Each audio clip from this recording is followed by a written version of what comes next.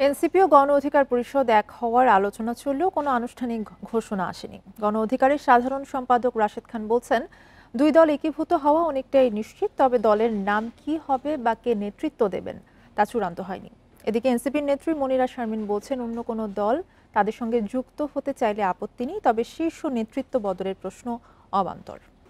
এ বিষয়ে আলোচনা করতে সিলেটের শাহজালাল বিজ্ঞান ও প্রযুক্তি বিশ্ববিদ্যালয় থেকে আমাদের সাথে যুক্ত হচ্ছেন পলিটিক্যাল স্টাডিজ বিভাগের অধ্যাপক ডক্টর মোহাম্মদ শাহাবুল হক। আপনাকে স্বাগত জানাচ্ছি আমাদের বিরতিহীন সংবাদ দুপুরে।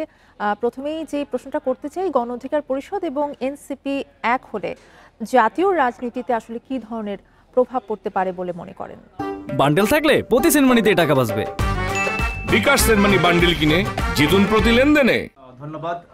প্রথম কথা যেটা হচ্ছে সেটা হচ্ছে যে দুটি রাজনৈতিক দলের কিছু সেম বৈশিষ্ট্য আছে। সেটা হচ্ছে দুটোই একই ধাঁচের আন্দোলনের মাধ্যমে গড়ে উঠেছে এবং দুটি রাজনৈতিক দলই তারুণ্য নির্ভর।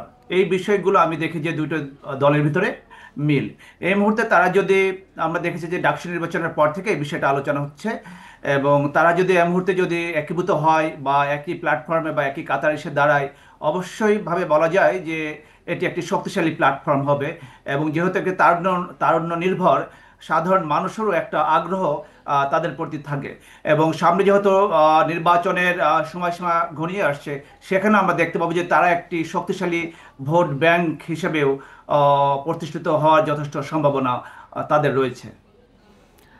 সেক্ষেত্রে আসলে অভ্যন্তরীণ বিষয়ে বিদেশি দূতাবাসে রাজনীতিবিদদের দৌড়ঝাঁপ ভালো নয়, এমনটা বিশ্লেষকরা বলছেন।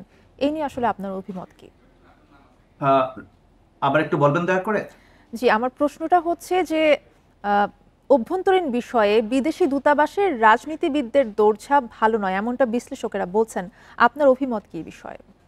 আচ্ছা, এখানে যে বিষয়টা হচ্ছে সেটা হচ্ছে যে যে বিদেশিদের বা বিদেশি দূতাবাসের যে তাদের যে দৌড়ঝাঁপ বা আমাদের রাজনীতিবিদরা যে বিভিন্ন অ্যাম্বাসিতে যাচ্ছে বা বিভিন্ন ডিপ্লোম্যাটদের সাথে যোগাযোগ করছে, এটা কোনোভাবে নতুন কোনো বিষয় না। এটা দীর্ঘদিনের একটা প্রচলন আমাদের দেশে আছে। যখনই পলিটিক্যাল কোনো ইস্যু থাকে, ইলেকশন থাকে, সে বিষয়গুলো চলে আসে। আমরা এমনও দেখেছি যে বাংলাদেশের কোনো পলিটিক্যাল পার্টি যদি নির্বাচনে অংশগ্রহণ করতে না চায়, সেখানেও আমরা দেখি যে ডিপ্লোম্যাটরা এসে রাজি করান। তা এই বিষয়গুলো অস্বাভাবিক কোনো বিষয় নয় এবং নতুন কোনো বিষয় নয়। এটি রেগুলার একটা ইস্যু আমার কাছে মনে হয়েছে আর কি। বাট এখানে যে বিষয়টা হচ্ছে যে যদি বিদেশি দূতাবাসগুলো যেন বাংলাদেশের রাজনীতিতে হস্তক্ষেপ না করে, এটা হচ্ছে ইম্পর্ট্যান্ট। কিন্তু এই যে তাদের হস্তক্ষেপ করার যে বিষয়টা বা তাদের যে দৌড়ঝাঁপের বিষয়টা বলা হচ্ছে, সেটাকে আসলে নেগেটিভলি বা নেতিবাচকভাবে আসলে কেন দেখা হচ্ছে বা এটা ভালো নয় সেটা কেন বলা হচ্ছে? আসলে বাংলাদেশের অতীত অভিজ্ঞতা ভালো নয়। আমরা যদি খেয়াল করি 2014 নির্বাচন, সেখানে আমরা দেখবো যে হোসেন মোহাম্মদ এরশাদকে ভারতের তৎকালীন পররাষ্ট্রমন্ত্রী জোর করে এসে নির্বাচনে দাঁড় করিয়েছেন। বা ইতিপূর্বে আমরা যে 2007 সালের 11 ইস্যু দেখি বা অন্যান্য ইস্যুগুলো দেখি, সেখানে আমরা দেখবো যে রাষ্ট্রদূতদের ভূমিকা বিভিন্ন সময়ে, এটা আমি সকল রাষ্ট্রদূত বলছি না, বিভিন্ন সময়ে যাদের মোর ইন্টারেস্ট আছে বাংলাদেশের উপর, তারা এই বিষয়গুলো ইনফ্লুয়েন্স করে এবং এটাকে কোনোভাবেই পজিটিভলি দেখার কোনো সুযোগ নাই। কারণ রাজনীতিবিদদের হাতে ছেড়ে দিতে হবে।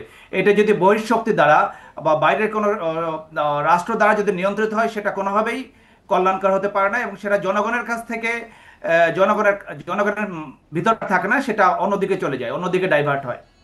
জি, আপনাকে অসংখ্য ধন্যবাদ আমাদের সাথে যুক্ত হওয়ার জন্য।